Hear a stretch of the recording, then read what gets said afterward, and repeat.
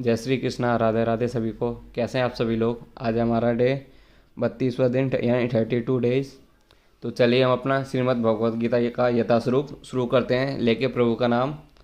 हरे कृष्णा कृष्णा कृष्णा हरे हरे, हरे राम राम राम हरे हरे। ओम नमो भगवते वासुदेवाय, ओम नमो भगवते वासुदेवाय। तो चलिए शुरू करते हैं। आज हम पढ़ने जा रहे हैं प्रकृति के 3 गुण, अध्याय 14।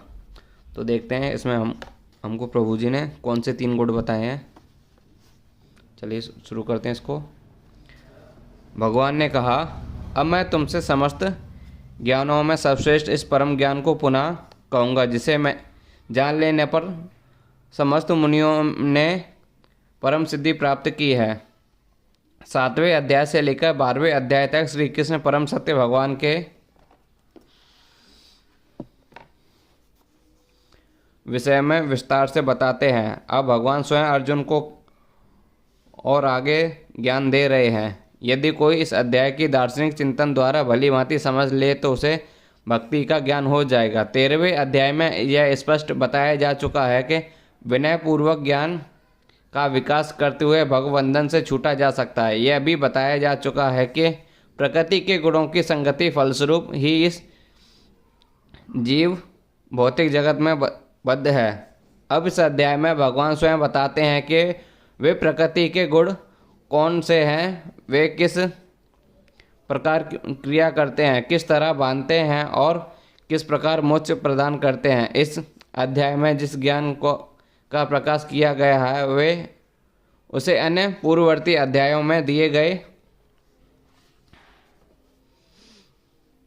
ज्ञान में श्रेष्ठ बताया गया है। इस ज्ञान को प्राप्त करके अनेक मुनियों ने सिद्धि प्राप्त की और वे वैकुंठ लोक में के भागी हुए। अब भगवान उसे ज्ञान और अच्छे ढंग से बताने जा रहे हैं। यह ज्ञान अभी तक बताए गए समस्त ज्ञान योग से कहीं अधिक श्रेष्ठ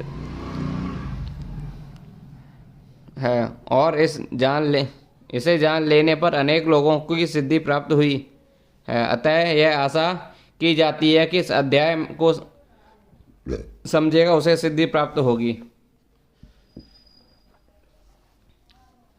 इस ज्ञान में स्थिर होकर मनुष्य मेरी जैसी दिव्य प्रकृति स्वभाव को प्राप्त कर सकता है। इस प्रकार स्थित हो जाने पर वह मेरी तो सृष्टि के समय उत्पन्न होता है और न प्रलय से पूर्ण दिव्य ज्ञान प्राप्त कर लेने के बाद मनुष्य भगवान से गुणात्मक समस्त प्राप्त कर लेता है और जन्म मरण के चक्र से मुक्त हो जाता है। लेकिन जीवात्मा के रूप में उसका वह स्वरूप समाप्त नहीं होता। वह वैदिक ग्रंथों से ज्ञात होता है कि जो मुक्तात्माएं वैकुंठ जगत में पहुंच चुकी हैं वे निरंतर परमेश्वर के चरण कमलों के दर्शन करती हुई उनके दिव्य प्रेम भक्ति में लगी रहती हैं। अतएव मुक्ति के बाद जो भी भक्तों का अपना निजी स्वरूप नहीं समाप्त होता। सामान्यतः इस संसार में हम जो भी ज्ञान प्राप्त करते हैं वह प्रकृति के 3 गुणों द्वारा दूषित रहता है। जो ज्ञान इन गुणों से दूषित नहीं होता वह दिव्य ज्ञान कहलाता है। जब कोई व्यक्ति इस दिव्य ज्ञान को प्राप्त होता है तो वह परम पुरुष के समकक्ष पद पर पहुंच जाता है। जिन लोगों को चिन्मय आकाश का ज्ञान नहीं, वे मानते हैं कि भौतिक स्वरूप के कार्यकलापों से मुक्त होने पर वह आध्यात्मिक पहचान बना किसी वेता से निराकार हो जाती है। लेकिन जिस प्रकार इस परिचित नहीं, वे सोचते हैं कि आध्यात्मिक जगत इस भौतिक जगत का विविधता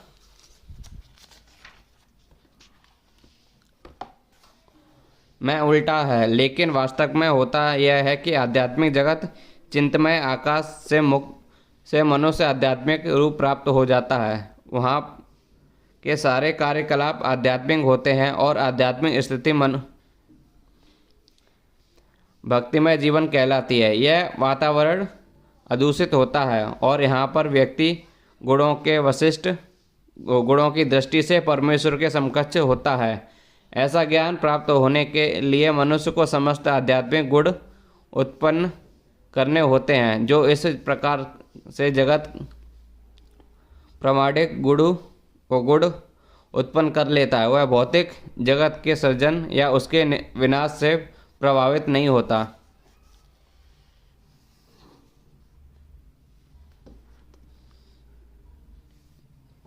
हे भरतपुत्र, ब्रह्म नामक समग्र भौतिक वस्तु जन्म का स्रोत है और मैं इस ब्रह्म का गर्भस्थ करता हूँ जिससे समस्त जीवों का जन्म संभव होता है। यह संसार की व्याख्या है। जो कुछ घटित होता है वह क्षेत्र शरीर तथा क्षेत्रज्ञ आत्मा के सहयोग से होता है। प्रकृति जीव का यह सहयोग स्वयं भगवान द्वारा संभव बनाया जाता है। महत्वतः तत्व ही समग्र ब्रह्मांड का संपूर्ण कारण है और भौतिक कारण के समग्र वस्तु जिसमें प्रकृति के तीनों गुण रहते हैं वे कभी कभी ब्रह्म कहलाते हैं। परम पुरुष इसी समग्र वस्तु का गर्भस्थ करते हैं जिससे असंख्य ब्रह्मांड संभव हो सके। वे वैदिक साहित्य में वैकुंठ उपनिषद इस समग्र वस्तु को ब्रह्म कहा गया है। परम पुरुष उस ब्रह्म को जीवों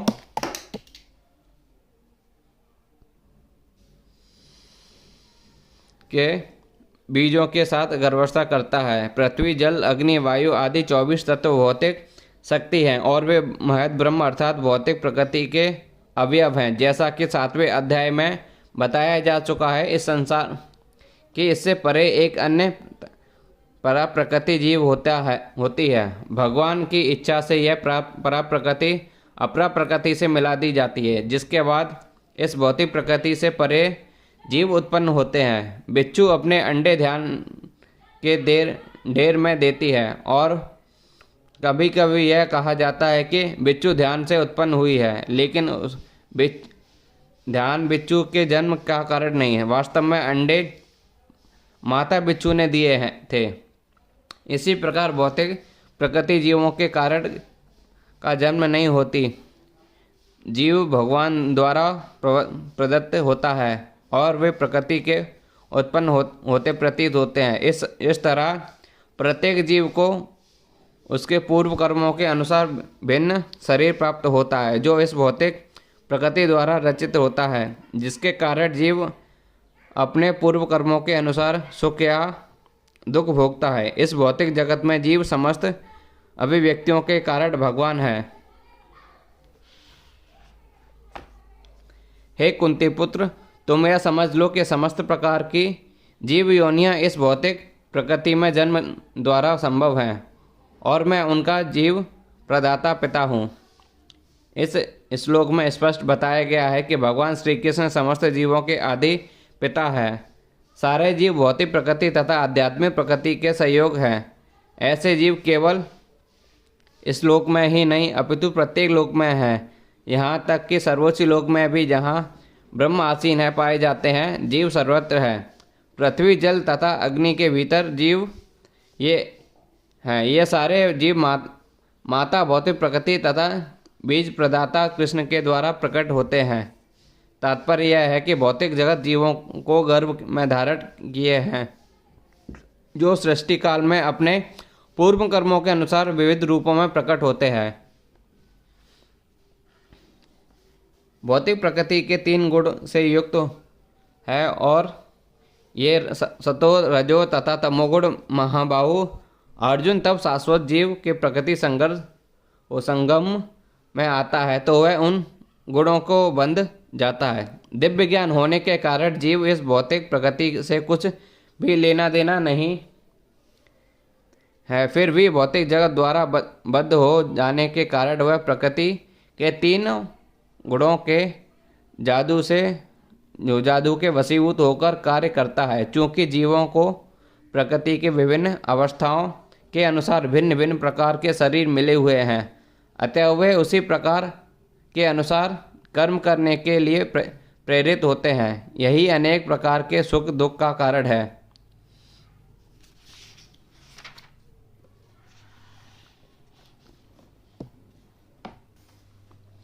हे निष्पाप सतोगुण, अन्य गुणों की अपेक्षा में अधिक शुद्ध होने के कारण प्रकाश प्रदान करने वाला और मनुष्य को सारे पाप कर्मों से मुक्त करने वाला, जो लोग इस गुण में स्थिर होते हैं वे सुख तथा ज्ञान के भाव में बन जाते हैं।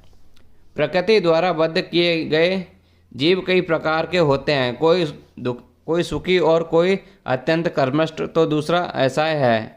इस प्रकार के मनोभाव की प्रकृति में जीव की बद्धता के कारण स्वरूप है। भगवत गीता के इस अध्याय में इसका वर्णन हुआ है कि वे किस प्रकार भिन्न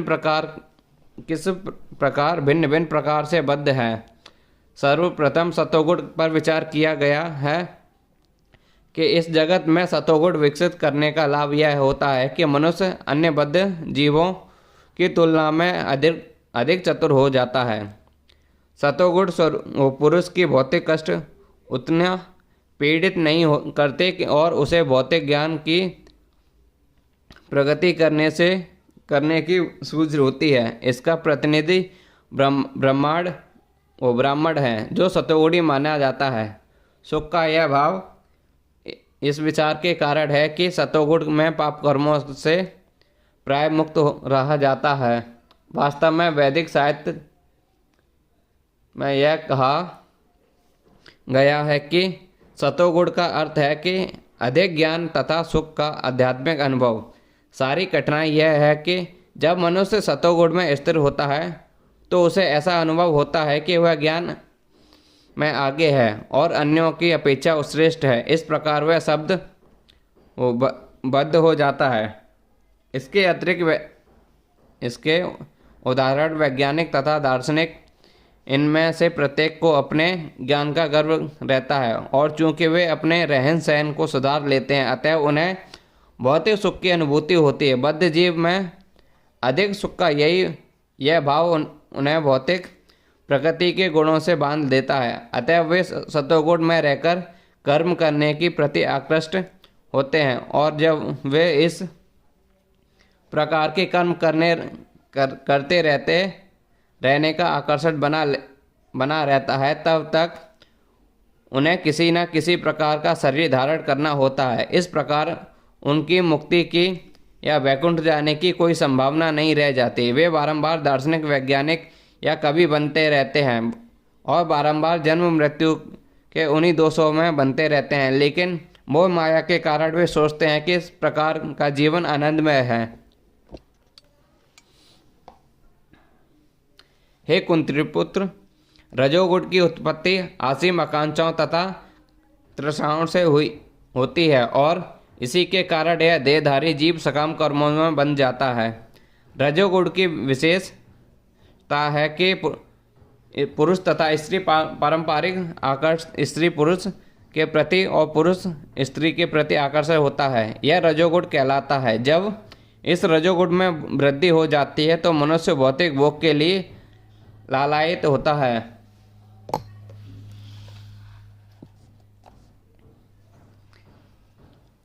वह इंद्रिय तृप्ति चाहता है। इस इंद्रिय तृप्ति के लिए वह रजोगुण मनुष्य समाज में या राष्ट्र में सम्मान चाहता है और सुंदर संतान, स्त्री तथा घर सहित सुखी परिवार चाहता है। ये सब रजोगुण के प्रतिफल हैं। जब तक मनुष्य इनकी लालसा करता रहता है तब तक उसे कठिन श्रम करना पड़ता है। अतः यहाँ पर वह स्पष्ट कहा गया है कि मनुष्य अपने कर्मफल से संबंधित होकर ऐसे कर्मों में बन जाता है। अपनी स्त्री, पुत्रों तथा समाज के प्रसन्न करने तथा अपनी प्रतिष्ठा बनाए रखने के लिए मनुष्य को कर्म करना पड़ता है। अतः सारा संसार ही न्यूनधानिक रूप से रजोगुणी है। आधुनिक सभ्यता में रजोगुण का मानदंड ऊंचा है। प्राचीन काल में सतोगुण का उच्च अवस्था माना जाता है। यदि सतोगुणी लोगों को मुक्ति नहीं मिल पाती तो रजोगुणी है। उनके विषय में क्या कहा जाए। हे भारतपुत्र, तुम जान लो कि अज्ञान से उत्पन्न तमोगुण समस्त देहधारी जीवों का मोह है। इस गुण के प्रति फल पालन, प्रमाद, आलस्य तथा नींद है जो बद्धजीव को बांधते हैं। इस श्लोक में तू शब्द का प्रयोग उल्लेखनीय है। इसका अर्थ है कि तमोगुण देहधारी जीव का अत्यंत विचित्र गुण है। यह सतोगुण के सर्वथा विपरीत है। सतोगुण में ज्ञान के विषय में मनुष्य यह जान सकता है कि कौन क्या है, लेकिन तमोगुण तो इसके सर्वथा विपरीत होता है। जो भी तमोगुण के फेर में पड़ता है वह पागल हो जाता है, और पागल पुरुष यह नहीं समझ पाता कि कौन क्या है। वह प्रगति करने के बजाय अधोगति को प्राप्त होता है। वैदिक साहित्य में तमोगुण की परिभाषा इस प्रकार दी गई है। अज्ञान के वशीभूत होने पर कोई मनुष्य किसी वस्तु को यथास्वरूप में नहीं समझ पाता। उदाहरणतः प्रत्येक व्यक्ति देखता है कि उसका बाबा मरा है, अतः वह भी मरेगा। मनुष्य मरतर से है, उसकी संतानें भी मरेंगी, अतः मृत्यु ध्रुव है। फिर भी लोग पागल होकर धन संग्रह करते हैं और नित्य आत्मा की चिंता किए बिना अहर्निश कठोर श्रम करते रहते हैं। यह पागलपन ही तो है। अपने पागल से वे आध्यात्मिक ज्ञान में कोई उन्नति नहीं कर पाते। ऐसे लोग अत्यंत आलसी होते हैं। जब उन्हें आध्यात्मिक ज्ञान में सम्मिलित होने के लिए आमंत्रित किया जाता है तो वे अधिक रुचि नहीं दिखाते। वे रजोगुणी व्यक्ति की तरह भी किसी सक्रिय नहीं रहते। अतएव तमोगुणी में लिप्त व्यक्ति का एक अन्य गुण यह भी है कि वह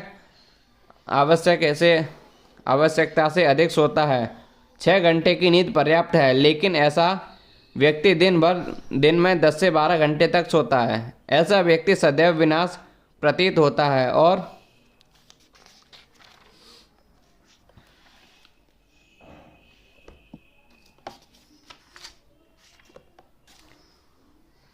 भौतिक द्रव्यों तथा निंद्रा के प्रति व्यसनी बन जाता है। ये तमोगुणी व्यक्ति के लक्षण हैं। हे भरतपुत्र, सतोगुण मनुष्य को सुख में बांधता है, रजोगुण सकाम कर्म में बांधता है और तमोगुण मनुष्य को ज्ञान से ढककर पागलपन से बांधता है। सतोगुणी पुरुष अपने कर्म या बौद्धिक वृत्ति से उसी प्रकार संतुष्ट रहता है जिस प्रकार दार्शनिक, वैज्ञानिक या शिक्षक अपनी विद्याओं में निरत रहकर संतुष्ट रहते हैं। रजोगुणी व्यक्ति सकाम कर्म में लग जाता है। वह यथासंभव धन प्राप्त करके उसे उत्तम कार्यों में व्यर्थ करता है। कभी कभी वह अस्पताल खोलता है और धर्मार्थ संस्थाओं को दान देता है। ये लक्षण हैं रजोगुणी व्यक्ति के। लेकिन तमोगुण तो ज्ञान को ढक लेता है, और तमोगुण में रहकर मनुष्य जो भी करता है वह ना तो उसके लिए ना किसी अन्य के लिए हितकर होता है। हे भरतपुत्र, कभी कभी सतोगुण रजोगुण तथा तमोगुण को परास्त करके प्रधान बन जाता है, तो कभी रजोगुण सतोगुण तथा तमोगुण को परास्त करके कर देता है, और कभी ऐसा होता है कि तमोगुण सतोगुण तथा रजोगुण को परास्त कर देता है। इस प्रकार श्रेष्ठता के लिए निरंतर स्पर्धा चलती रहती है। जब रजोगुण प्रधान होता है तो सतोगुण तथा तमोगुण परास्त रहते हैं। जब सतोगुण प्रधान होता है तो रजोगुण और तथा तमोगुण परास्त हो जाते हैं। जब तमोगुण प्रधान होता है तो रजोगुण सतोगुण परास्त हो जाते हैं। यह प्रतियोगिता निरंतर चलती रहती है। अतएव जो कृष्ण भावना भावित वास्तव में उन्नति करने का इच्छुक है उसे इन तीनों गुणों को लांघना पड़ता है। प्रकृति के इस किसी एक गुण की प्रधानता मनुष्य के आचरण में, उनकी कार्यकलापों में, उनके खान पान आदि में प्रकट होती रहती है। इन सब की ख्याला अगले अध्याय में की जाएगी। लेकिन यदि कोई चाहे तो वह अभ्यास द्वारा सतोगुण विकसित कर सकता है और इस प्रकार रजोगुण तथा तमोगुण को परास्त कर सकता है। इस प्रकार से रजोगुण विकसित करके तमो तथा सतोगुण को परास्त कर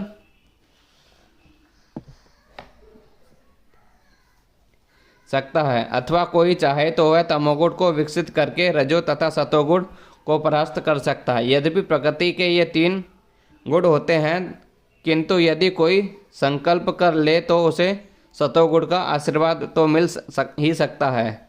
और वह इसे लांघकर शुद्ध सतोगुण में स्थिर हो सकता है, जिसे वासुदेव अवस्था कहते हैं, जिससे वह ईश्वर के विज्ञान को समझ सकता है। विशिष्ट कार्यों में देख कर ही समझा जा सकता है कि कौन व्यक्ति किस गुण में स्थिर है। सतोगुण की अभिव्यक्ति को तभी अनुभव किया जा सकता है जब शरीर के सारे द्वार ज्ञान के प्रकाश से प्रकाशित होते हैं।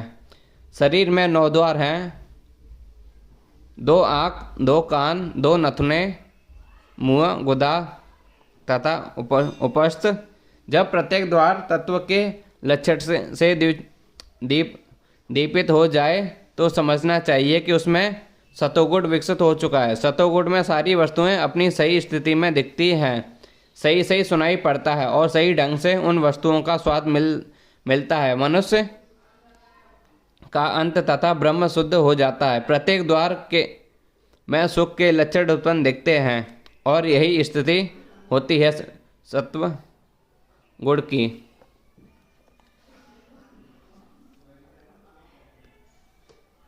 हे भारतवंशियों, मैं प्रमुख जब रजोगुण में वृद्धि हो जाती है तो आध्यात्मिक आसक्ति, सकाम कर्म, गहन उद्यम, अनियंत्रित इच्छा एवं लालसा के लक्षण प्रकट होते हैं। रजोगुणी व्यक्ति कभी भी पहले से प्राप्त पद से संतुष्ट नहीं होता। वह अपना पद बढ़ाने के लिए लालसित रहता है। यदि उसे मकान बनवाना है तो वह महल बनवाने के लिए भरसक प्रयत्न करता है, मानो वह उस महल में सदा रहेगा। वह इंद्रिय तृप्ति के लिए आध्यात्मिक लालसा विकसित कर लेता है। उससे इंद्रिय तृप्ति की कोई सीमा नहीं। वह सदैव अपने परिवार के बीच तथा अपने घर में रहकर इंद्रिय तृप्ति करते रहना चाहता है। इसका कोई अंत नहीं। इन सारे लक्षणों को रजोगुण की विशेषता मानना चाहिए।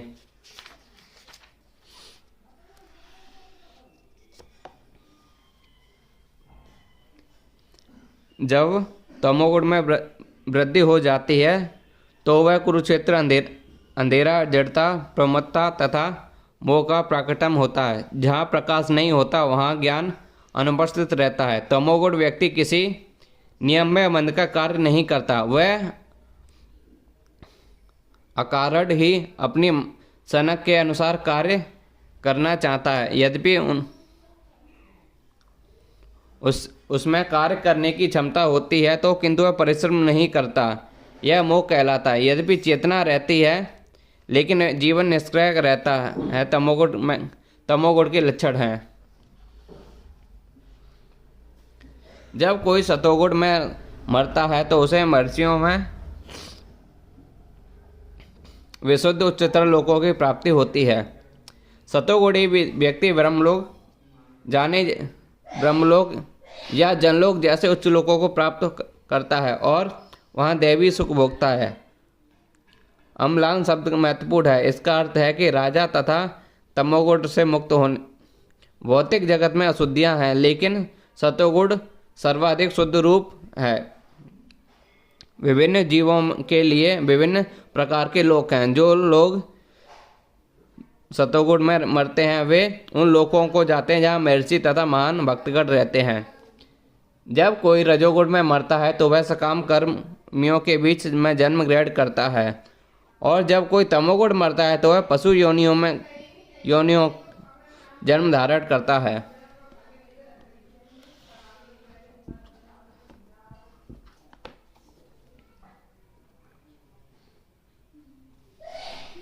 कुछ लोगों का विचार है कि एक बार मनुष्य जीवन को प्राप्त करके आत्मा कभी नीचे नहीं गिरता। यह ठीक नहीं। इस श्लोक के अनुसार यदि कोई तमोगुणी बन जाता है तो वह मृत्यु के बाद पशु योनियों को प्राप्त होता है।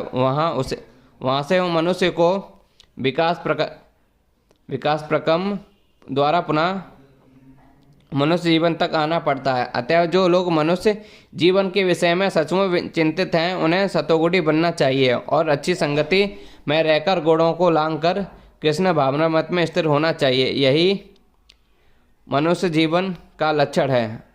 अन्यथा उनकी कोई गारंटी निश्चितता नहीं कि मनुष्य को फिर से मनुष्य योनि प्राप्त हो।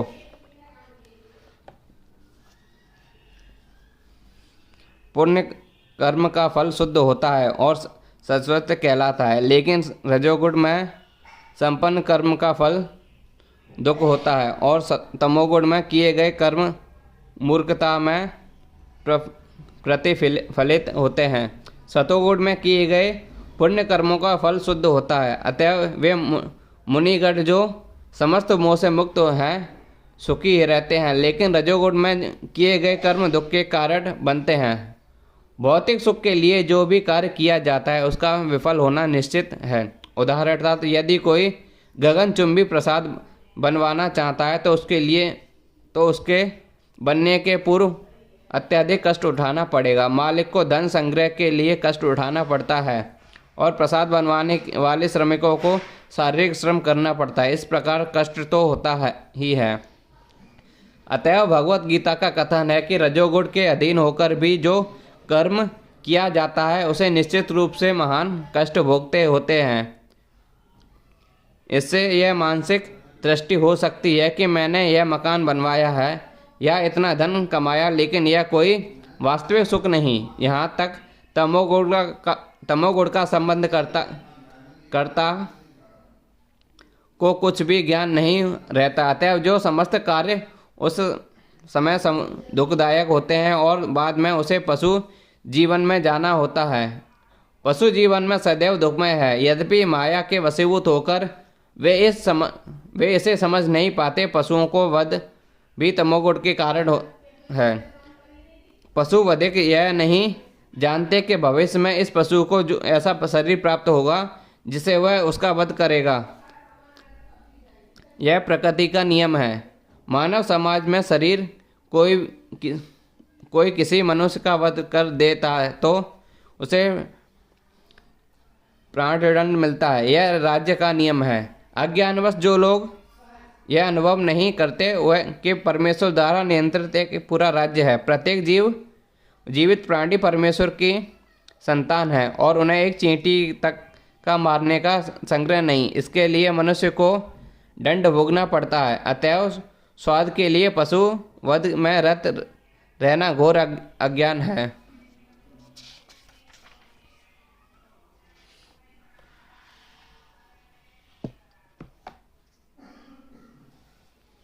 मनुष्य को पशुओं के वध की आवश्यकता नहीं करनी चाहिए, क्योंकि ईश्वर ने अनेक वस्तुएं प्रदान कर रखी हैं। यदि कोई किसी कारण महासंहार करता है तो यह समझना चाहिए कि अज्ञानवश ऐसा कर रहा है और अपने भविष्य को अंधकार बना रहा है। समस्त प्रकार के पशुओं को वे गोवध सर्वदा अवध है, क्योंकि गाय हमें दूध देकर सभी प्रकार का सुख प्रदान करती है। गोवध एक प्रकार से सबसे अधम कर्म है। वैदिक साहित्य में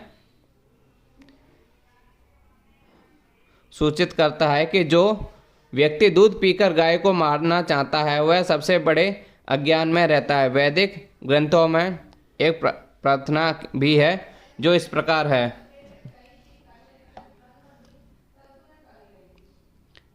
हे प्रभु, आप गायों तथा ब्राह्मणों के हितैषी हैं और आप समस्त मानव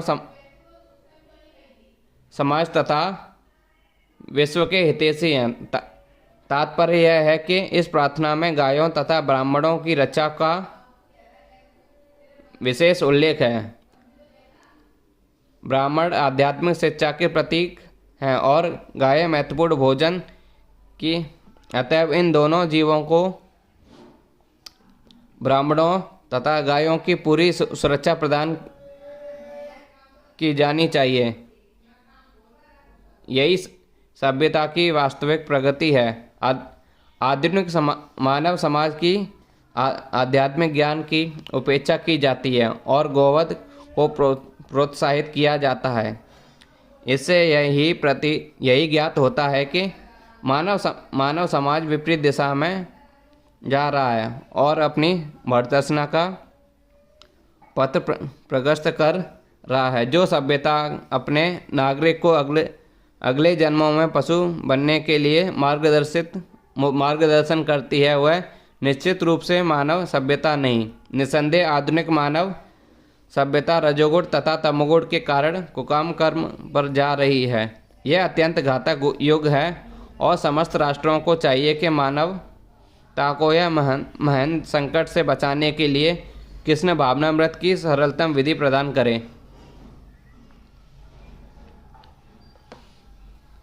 सतोगुण वास्तविक ज्ञान उन्नत होता है, रजोगुण में लोभ उन्नत होता है और तमोगुण में अज्ञान प्रमाद और मोह उत्पन्न होता है। चूँकि वर्तमान सभ्यता में जीवों के लिए अनुकूल वो अधिक अनुकूल नहीं, अतः उनके लिए कृष्ण भावनामृत की संतृप्ति की जाती है। कृष्ण भावनामृत के माध्यम से समाज में सतोगुण विकसित होगा। सतोगुण विकसित हो जाने पर लोग वस्तुओं को असली रूप में देख सकेंगे। तमोगुण में रहने वाले लोग पशु तुल्य होते हैं और वे वस्तुओं को स्पष्ट रूप में नहीं देख पाते। उदाहरणतः तमोगुण में रहने के कारण लोग यही नहीं देख पाते कि पशु का वे वध कर रहे हैं, उसी के द्वारा वे अगले जन्म में मारे जाएंगे।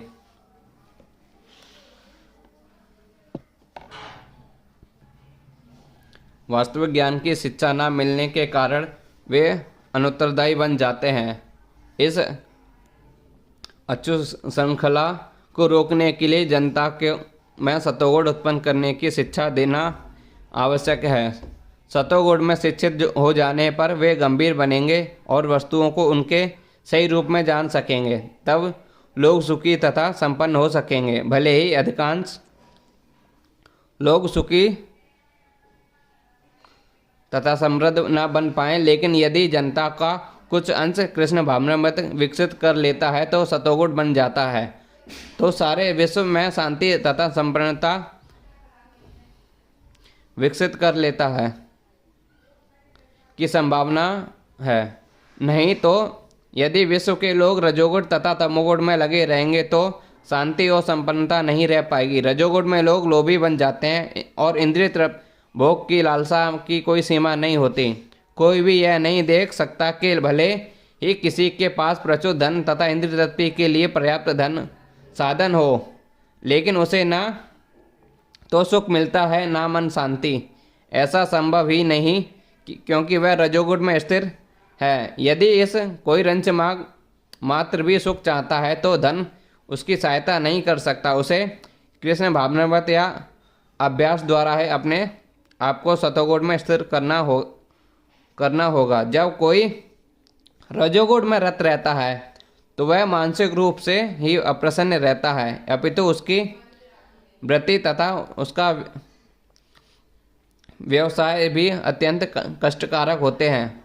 उसे अपनी मर्यादा बनाए रखने के लिए अनेकानेक योजनाएं बनानी होती हैं। यह सब कारण कष्ट है। तमोगुण में लोग पागल प्रमत्त हो जाते हैं, अपनी परिस्थितियों से उबकर मेघ सेवन की शरण ग्रहण करते हैं और इस प्रकार वे अज्ञान में गर्त अधिकाधिक गिरते हैं। जीवन में उनका भविष्य जीवन अंधकार होता है। सतोगुणी व्यक्ति क्रमशः उच्च लोकों को ऊपर जाते हैं, रजोगुणी इसी प्रकृति में रह जाते हैं और जो अत्यंत ग्रहण तमोगुण में स्थिर हैं वे नीचे नरक लोक को जाते रहते हैं।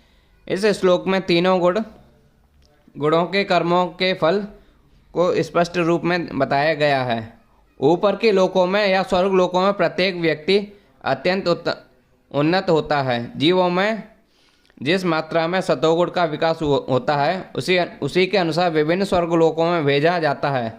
सर्वोच्च लोक सत्यलोक या ब्रह्मलोक है, जहाँ इस ब्रह्मांड के प्रधान व्यक्ति ब्रह्मा जी निवास करते हैं। हम पहले ही देख चुके हैं कि ब्रह्मलोक जिस प्रकार जीवन की आश्चर्यजनक परिस्थिति है उनका अनुमान करना कठिन है, तो भी सतोगुण नामक जीवन की सर्वोच्च अवस्था हमें वहाँ तक पहुँचा सकती है। रजोगुण मिश्रित होता है, यह सतोगुण तथा तमोगुण के मध्य में होता है। मनुष्य सदैव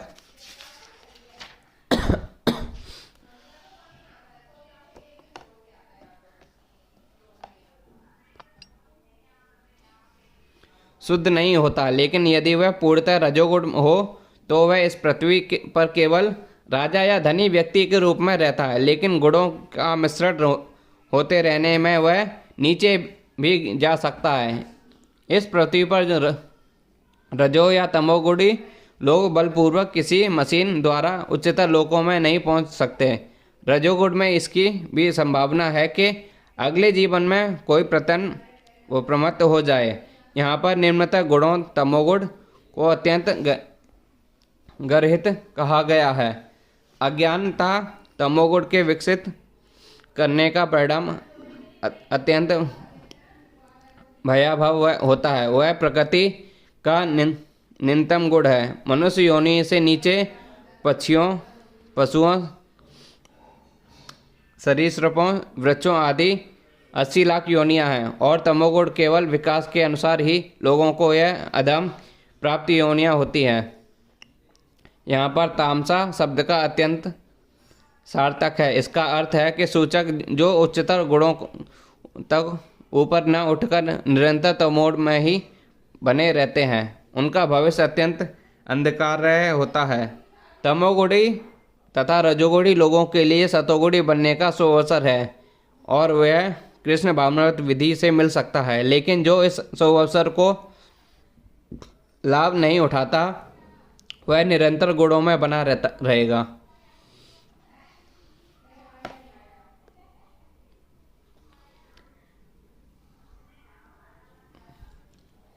जब कोई यह अच्छी तरह जान लेता है कि समस्त कार्यों में प्रकृति के तीनों गुणों के अतिरिक्त अन्य कोई करता नहीं, और जब वह परमेश्वर को जान लेता है तो जो इन तीनों गुणों से परे है वह मेरे दिव्य स्वभाव को प्राप्त होता है।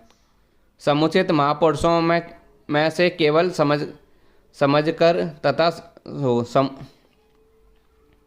समुचित ढंग से सीखकर मनुष्य प्रकृति के गुणों के सारे कार्यकलापों को लांघ सकता है। वास्तविक गुरु कृष्ण हैं और वे अर्जुन को यह दिव्य ज्ञान प्रदान कर रहे हैं। इसी प्रकार जो लोग पूर्णतः कृष्ण भावना भावित हैं उन्हीं से प्रकृति के गुणों के कार्यों को इस ज्ञान से सीखना होता है। अन्यथा मनुष्य जीवन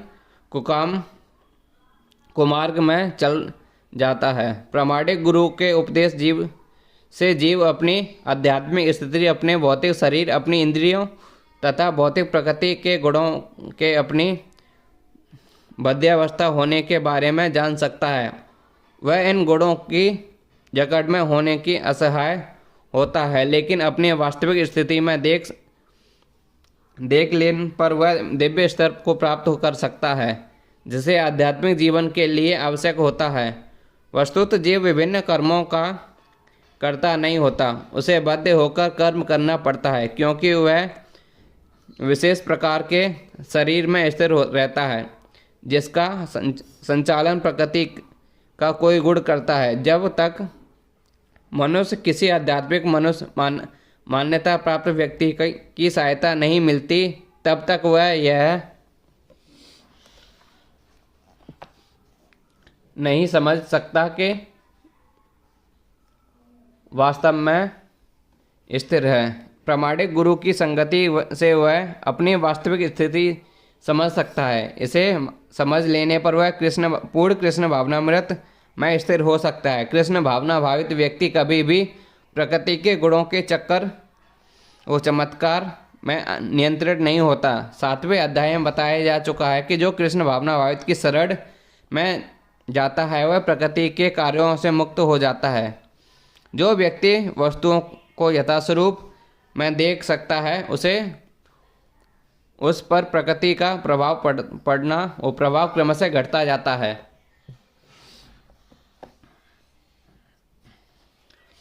जब देहधारी जीव भौतिक शरीर में संबंधित तीनों गुणों को लांघने में समर्थ होता है तो वह जन्म, मृत्यु, बुढ़ापा तथा उनके कष्टों से मुक्त हो सकता है और इस जीवन को अमृत का भोग कर सकता है। इस श्लोक में बताया गया है कि किस प्रकार इसी शरीर कृष्ण भावनामृत होकर दिव्य स्थिति में जा सकता है। संस्कृत शब्द देही का अर्थ है देहधारी। यद्यपि मनुष्य को इस भौतिक शरीर के भीतर रहता है, लेकिन अपने आध्यात्मिक ज्ञान की उन्नति के द्वारा मनुष्य भौतिक प्रकृति के गुणों प्रभाव से मुक्त हो जाता है। वह इसी शरीर में आध्यात्मिक जीवन के सुख सुखोपभोग कर सकता है, क्योंकि इस शरीर के बाद उसका वैकुंठ जाना निश्चित है।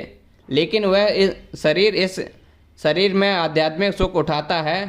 दूसरे शब्दों में कृष्ण भावनामृत में भक्ति करना भव पास में मुक्त का संकेत है, और अध्याय 18 में इसकी व्याख्या की जाएगी। जब मनुष्य प्रकृति के गुणों के प्रभाव से मुक्त हो जाता है तो वह प्रकृति के विशिष्ट और प्रविष्ट होता है।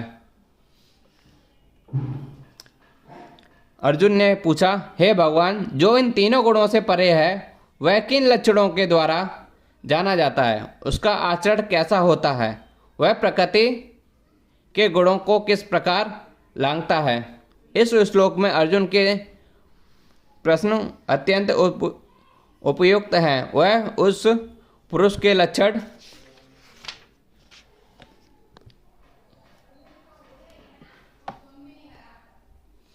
जानना चाहता है जिसके भौतिक गुणों को लांघ लिया है। सर्वप्रथम वह ऐसे दिव्य पुरुष के लक्षणों के विषय में जिज्ञासा करता है कि कोई कैसे समझे कि उसने प्रकृति के गुणों के प्रभाव को लांघ लिया है। उसका दूसरे प्रश्न है कि ऐसा व्यक्ति किस प्रकार रहता है और उसके कार्यकलाप क्या है? क्या वे नियमित होते हैं या अनियमित? फिर अर्जुन उन साधनों के विषय में पूछता है जिसे वह दिव्य स्वभाव प्रकृति प्राप्त कर सके। यह अत्यंत महत्वपूर्ण है। जब तक कोई इन प्रत्यक्ष साधनों को नहीं जानता किसने वह सदैव दिव्य पद पर स्थिर रहे, तब तक लक्षणों के देखने का प्रश्न नहीं उठता। अतएव अर्जुन द्वारा पूछे गए सारे प्रश्न अत्यंत महत्वपूर्ण हैं और भगवान उनका उत्तर देते हैं।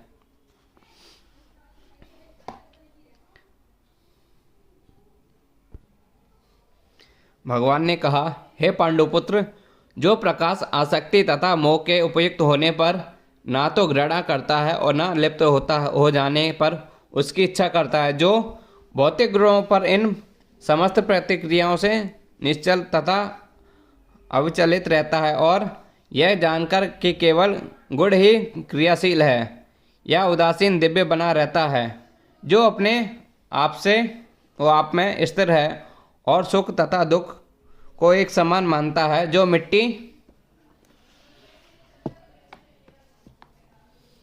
के ठेले, पत्थर एवं स्वर्ण के टुकड़ों को समान दृष्टि से देखता है, जो अनुकूल तथा प्रतिकूल के प्रति समान बना रहता है, जो धीर है, जो प्रशंसा तथा बुराई, मान तथा अपमान सम्मान भाव से रहता है, जो शत्रु तथा मित्र के साथ समान व्यवहार करता है,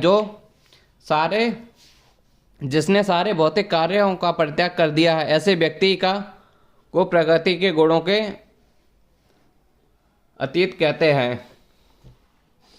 अर्जुन ने भगवान से 3 प्रश्न पूछे और उन्होंने क्रमशः एक एक का उत्तर दिया। इन श्लोक में कृष्ण पहले यह संकेत करते हैं कि जो व्यक्ति दिव्य पद पर स्थिर है वह ना तो किसी की ईर्ष्या करता है, ना किसी वस्तु के लिए लालयित रहता है। जब कोई जीव इस संसार में भौतिक शरीर से युक्त होकर रहता है तो वह समझना चाहिए कि वह प्रकृति के 3 गुणों से किसी एक के वश में है। जब वह इस शरीर से बाहर हो जाता है तो वह प्रकृति के गुणों से छूट जाता है, लेकिन जब तक वह शरीर से बाहर नहीं आ जाता तब तक उसे उदासीन रहना चाहिए। उसे भगवान की भक्ति में लग जाना चाहिए, जिससे भौतिक देह में उसका महत्व स्वतः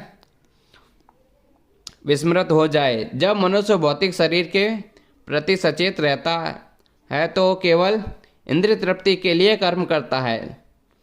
जब वह अपनी चेतना कृष्ण में स्थानांतरित कर देता है तो इंद्रिय तृप्ति स्वतः रुक जाती है। मनुष्य को इस भौतिक शरीर की आवश्यकता नहीं रह जाती और न उसे भौतिक शरीर के आदेशों का पालन करने की आवश्यकता रह जाती है। शरीर के भौतिक गुण कार्य करेंगे, लेकिन आत्मा ऐसे कार्य पृथक रहेंगे। वह किसी तरह पृथक होता है। वह ना तो शरीर को भोग करना चाहता है, ना उससे बाहर जाना चाहता है। इस प्रकार दिव्य पद पर स्थिर भक्त स्वयं मुक्त हो जाता है। उसे प्रकृति के गुणों के प्रभाव से मुक्त होने के लिए किसी प्रयास की कोई आवश्यकता नहीं रह जाती। अगला प्रश्न दिव्य पद पर आसीन व्यक्ति के व्यवहार से संबंध है। भौतिक पद पर स्थित व्यक्ति शरीर को मिलने वाले तथाकथित मान तथा अपमान से प्रभावित होता है, लेकिन दिव्य पद पर आसीन व्यक्ति कभी ऐसे मिथ्या मान तथा अपमान से प्रभावित नहीं होता। वह कृष्ण भावनामृत में रहकर अपना कर्तव्य निभाता है और इसकी चिंता नहीं करता कि कोई व्यक्ति उनका सम्मान करता है या अपमान। वह उन बातों को स्वीकार कर लेता है जो कृष्ण भावनामृत में उसके कर्तव्य के अनुकूल है। अन्यथा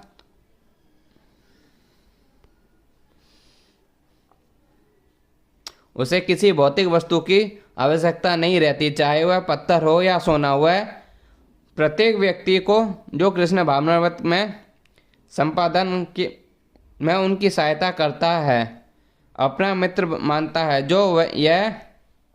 जो वह अपने तथाकथित शत्रु से घृणा नहीं करता, वह संभाव वाला होता है और सारी वस्तुएं को समान धरातल पर देखता है, क्योंकि वह उसे भली भांति जानता है जिसे कि उसे इस संसार से कुछ भी लेना देना नहीं। उसे सामाजिक तथा राजनीतिक विषय तनिक भी प्रभावित नहीं कर पाते, क्योंकि वह क्षणिक उथल पुथल तथा उत्पादों की स्थिति में अवगत रहता है। वह अपने लिए कोई कर्म नहीं करता है जो कृष्ण के लिए वह कुछ भी कर सकता है, लेकिन वह अपने लिए किसी प्रकार के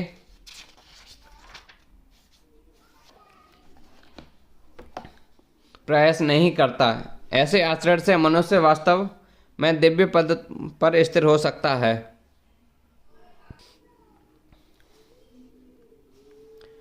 जो समस्त परिस्थितियों में अवचलित भाव से पूर्ण भक्ति में प्रवृत्त होता है, वह तुरंत ही प्रकृति के गुणों को लांघ जाता है और इस प्रकार ब्रह्म के स्तर तक पहुंच जाता है।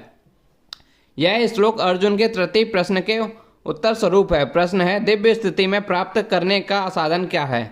जैसा कि पहले बताया जा चुका है, यह भौतिक जगत प्रकृति के गुणों के चमत्कार के अंतर्गत कार्य कर रहा है। मनुष्य को गुणों के कर्म से विचलित नहीं होना चाहिए। उसे चाहिए कि अपनी चेतना ऐसे कार्यों में ना लगाकर उसे कृष्ण कार्यों में लगाए। कृष्ण कार्य भक्ति में वो भक्ति योग के नाम से विख्यात है,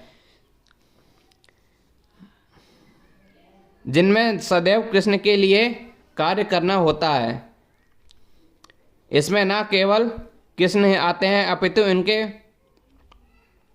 विभीषण पूर्णन्यास भी सम्मिलित हैं। यथा राम तथा नारायण उनके असंख्य अंश हैं। जो कृष्ण के किसी भी रूप या उनके पूर्णता की सेवा में प्रवृत्त होता है, उसे दिव्य पद पर स्थिर समझना चाहिए। यह ध्यान देना चाहिए कि कृष्ण के सारे रूप पूर्णतः दिव्य और सच्चिदानंद स्वरूप हैं। ईश्वर को ऐसे सर्वशक्तिमान तथा सर्वज्ञ ज्ञान होते हैं और उनमें समस्त दिव्यगुण पाए जाते हैं। अतः यदि कोई कृष्ण या उनके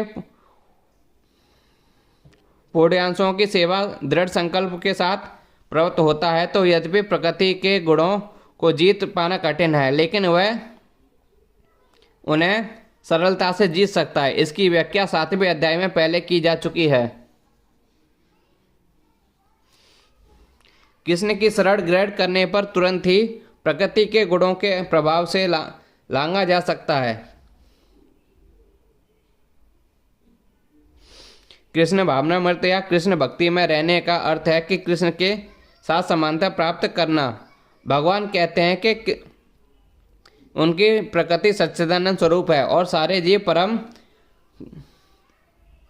के अंश हैं। जिस प्रकार सोने के कड़ सोने की खान के अंश हैं, इस प्रकार जीव अपनी आध्यात्मिक स्थिति में सोने के समान या कृष्ण के समान ही गुण वाला है। किंतु वशिष्ठ का अंतर बना रहता है, अन्यथा भक्ति योग का प्रश्न नहीं उठता। भक्ति योग का अर्थ है कि भगवान है, भक्त है तथा भगवान है, और भक्त के बीच प्रेम का आदान प्रदान चलता रहता है। अतः भगवान में और भक्त में दो व्यक्तियों का एक विशिष्ट वर्तमान रहता है, अन्यथा भक्ति योग का कोई अर्थ नहीं। यदि कोई भगवान जैसे दिव्य स्तर पर स्थित नहीं है तो वह भगवान की सेवा नहीं कर सकता। उदाहरणार्थ, राजा का निजी सहायक बनने के लिए कुछ योग्यताएं आवश्यक हैं। इस तरह भगवत सेवा के लिए कि ब्रह्म बना जाए, भौतिक कलमश से मुक्त हुआ जाए। वैदिक साहित्य में कहा गया है ब्रह्मोव सर्वहेते।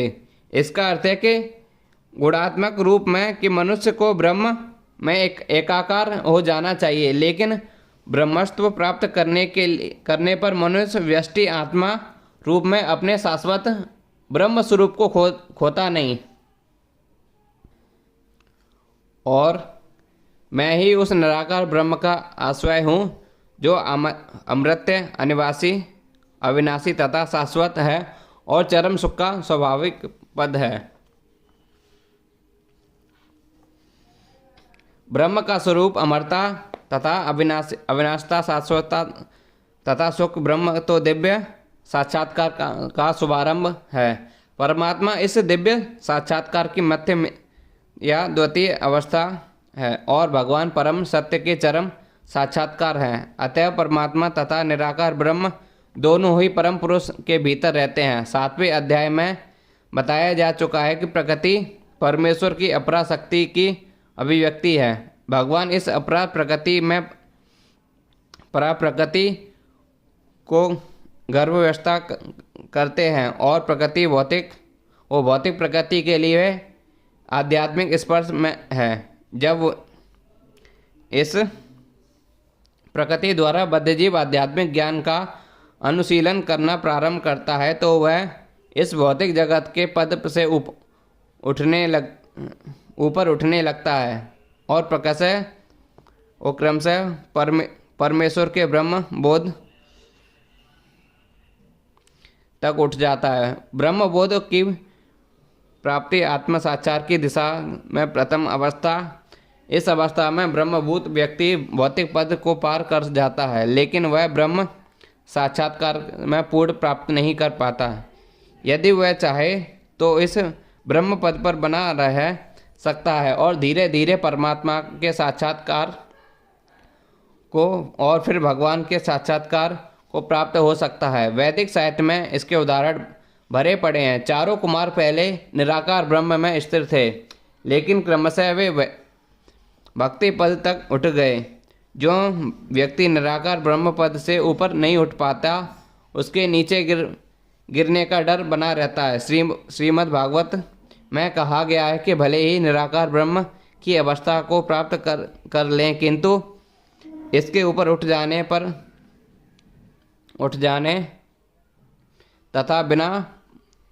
तथा परम पुरुष के विषय में सूचना प्राप्त किए बिना उसकी बुद्धि विमल नहीं हो पाती। अतएव ब्रह्म पद तक उठ जाने के बाद भी यदि भगवान की भक्ति नहीं की जाती तो नीचे गिरने का भय बना रहता है। वैदिक भाषा में भी यह कहा गया है, रसोवेश रस होर्वेश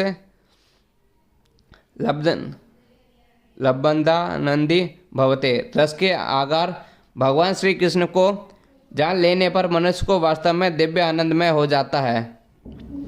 परमेश्वर 6 ऐश्वर्यों से पूर्ण हैं और जब भक्त निकट पहुंचता है तो इन 6 ऐश्वर्यों का भोग आदान प्रदान होता है। राजा का सेवक लगभग राजा के ही समान पद का भोग करता है। इस प्रकार के शाश्वत मुख वो सुख, अविनाशी सुख तथा शाश्वत जीवन भक्ति के साथ साथ चलते रहते हैं। अतः भक्ति में ब्रह्म साक्षात्कार या शाश्वत या अमरता